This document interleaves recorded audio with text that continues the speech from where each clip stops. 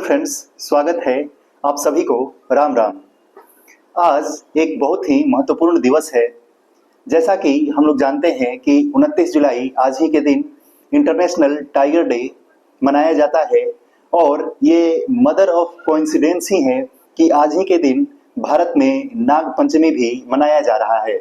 सुबह से ही बाजारों में काफी रौनक है, बाजारें व्यस्त हैं, बाजारें भरी हुई थी नाग पंचमी के अवसर पे। आज जगह जगह पे जहां मिट्टी के दिए, धान के लावा और विभिन्न सारे जो नाग पंचमी में जो पूजन सामग्रियां लगती हैं वो काफी मात्रा में बेची जा रही थी और जो श्रद्धालु थे वे खरीदे जा रहे थे।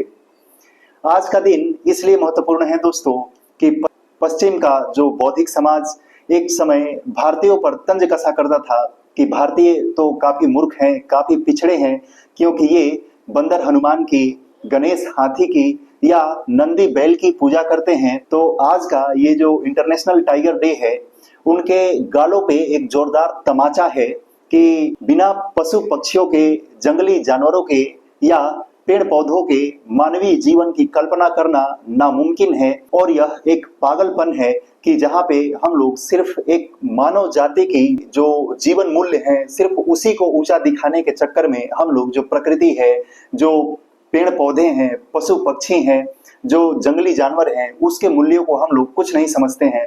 तो भारतीय जो सभ्यता था, संस्कृति था, जो सनातन धर्म था, उसके मूल में ये था कि प्रकृति के साथ कैसे जुड़ के रहना है। इसीलिए भारत के विभिन्न परंपराओं से आते हुए भी हम लोग अपने आप को सनातन से जोड़ के देखते हैं, क्योंकि वहां पे हर जगह प्रकृति की पूजा की बात की जाती है।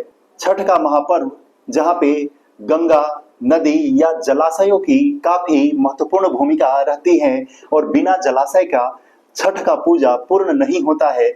इस प्रकार से हम लोग को पता चलता है कि जल का महत्व, जलाशय का महत्व या नदियों का महत्व हमारे जीवन में, हमारे सभ्यता संस्कृति में कितना उच्चतर रहा होगा। और इस परंपरा को बनाने वाले, इस त्योहार को बनाने वाले जो मुनि रहे होंगे, जो इतने महान दर्शन रहा होगा इसके पीछे, उसकी आप कल्पना कर सकते हैं।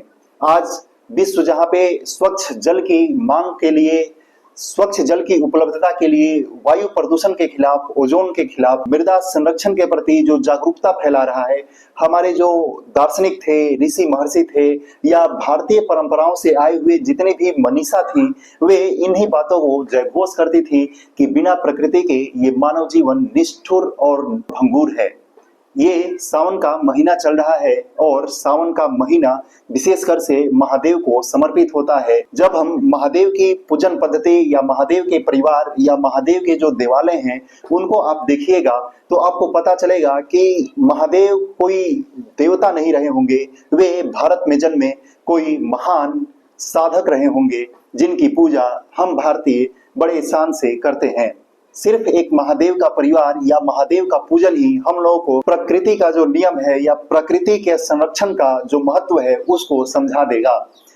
सभी शिवालयों में एक नंदी महाराज की प्रतिमा बनी रहती है और शिवलिंग को चारों ओर से लपेटे हुए एक नागराज जरूर वहां पे रहते हैं। इसके साथ साथ महादेव का जो प्रिय फल है, जिसको चढ़ाने से महादेव प्रसन्न होते हैं, वो है बिल्व पत्र। तो एक तरफ जहां हम पेड़ पौधों की महत्ता को समझ रहे हैं, उसके साथ साथ पेड़ पौधों के साथ जिनका जीवन निर्भर है वो पशु पक्षी, उनका भी महत्व हम लोग को पता चलता है। और इससे पता चलता है कि जो भारतीय दर्शन है, जो भारतीय परंपरा है और यहाँ का जो जीवन मूल्य है वो कितना महान और कितना धनी रहा होगा, जिसकी कल्पना हम लोग नहीं कर सकते हैं। लेकिन गौरवशाली अतीत के साथ साथ हम लोगों के जो वर्तमान की भूमिका है और भविष्य का जो निर्माण है वो भी डिपेंड करता है। इसीलिए जितने भी सारे मूल्य हैं या परंपरा है उसको हम लोगों को काफी अच्छे से परहेज करके रखना है। जैसे यदि गंगा को मां माना जाता है तो ये हम लोगों की दायित्व बनती है कि वो मां निर्मल और स्वच्छ रहे। उसमें हम लोग प्लास्टिक हो या कूड़ा कचरा हो प्रवाहित, उसमें हम लोग प्रवाहित न करें। आजकल जैसा कि पशु संरक्षण के बारे में इतनी सारी प्रदर्शनें चल रही हैं, वेगन प्रोडक्ट या वेगनिज्म को लेकर के जो आंदोलन चल रहे हैं, तो भारतीय परंपरा में गौ को मां का दर्जा दिया गया है, लेकिन और उनके दुग्ध धारा को अमृत के समान बताया गया है। तो ये हम लोगों की जिम्मेवारी है कि कैसे गौ का संरक्षण हो, और कैसे वे जो सड़कों पर भटकती हैं या कचरा का जो ढेर होता है वहां पे वो कचरा खाते हुए मिल जाती है, तो उनसे हम लोगों को कैसे परहेज करें, तो हम लोग कैसे ये सुनिश्चित करें कि आगे से अब गौ का जो है, जो गौ हैं या जो अन्य पशुएं हैं वो जो कचरा खाती हैं, तो उनका हम लोग निपटारा सही से करें और उनका प्रबंधन हम लोग सही जगह या सही दिशा में करें। जब हम भारतीय दर्शन या भारतीय मूल्यों को पढ़ेंगे या समझेंगे तो ये कोई फिलोसफी नहीं है, ये दर्शन है, मतलब देखा हुआ चीज है, ये अनुभव के आधार पे है। इसीलिए जो सनातन है वो नवीन है, ये किसी किताब से या किसी एक सजावटी पौधे को पूछ करके आगे नहीं बढ़ा हुआ है। इसमें विभिन्न काल के विभिन्न प्रकार के जो ऋषि महर्षि हैं, जिनका आस्तिकता में विश्वास है या वे नास्तिक हैं, उन सभी का जो अनुभव है, ये अनुभव के आधार पे गढ़ा हुआ धर्म है। इसीलिए इसका जो संरक्षण है वो काफी महत्वपूर्ण बन जाता है। और आज के दिन, एक ही दिन विश्व बाघ दिवस और नाग पंचमी की पूजा की जा रही है, तो इसमें जो भारतीय जीवन मूल्य हैं या भारतीय गौरवों के जो प्रतीक हैं उसको और एक बल प्राप्त होता है।